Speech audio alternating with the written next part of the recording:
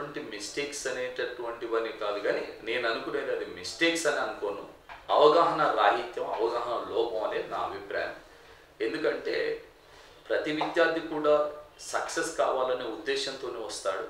కాకుంటే వాళ్ళు కండిషన్స్ని, సబ్జెక్టుని, తర్వాత మనకున్నటువంటి టైంని, అదేవిధంగా ఆ సబ్జెక్టుకున్న ప్రాధాన్యత, ఎగ్జామ్లో ఆ సబ్జెక్టుకున్న ప్రాధాన్యత, తన ఓన్ కండిషన్స్ ఏమిటి, వీటన్నిటిని సమన్వయం చేసుకోవడంలో అవగాహన లోపం అనేది నా యొక్క అభిప్రాయం.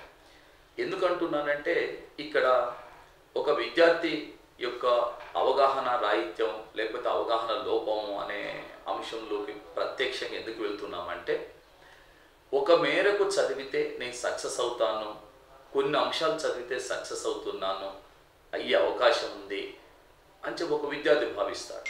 కానీ ఆయనకు ఉన్నటువంటి పరిమితి ఎంత, ఆయన యొక్క నాలెడ్జ్, దానిపైన అవగాహన ఏ మేరకు ఉంది అని ఇక్కడ ఆలోచన చేయాల్సిన అవసరం ఉంది.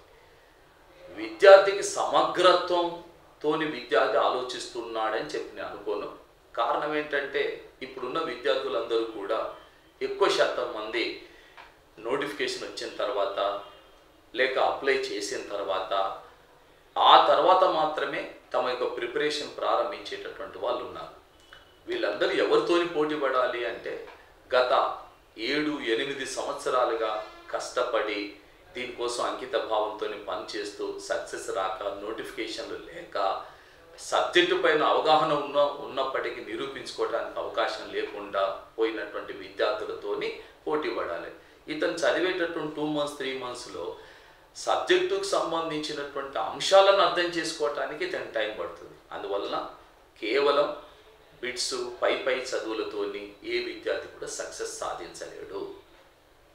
ఇది వాస్తవం. ఇలాంటి ఆసక్తికరమైన వీడియోల కోసం రైట్ చాయిస్ ఇండియా ఛానల్ను ఇప్పుడే సబ్స్క్రైబ్ చేయండి.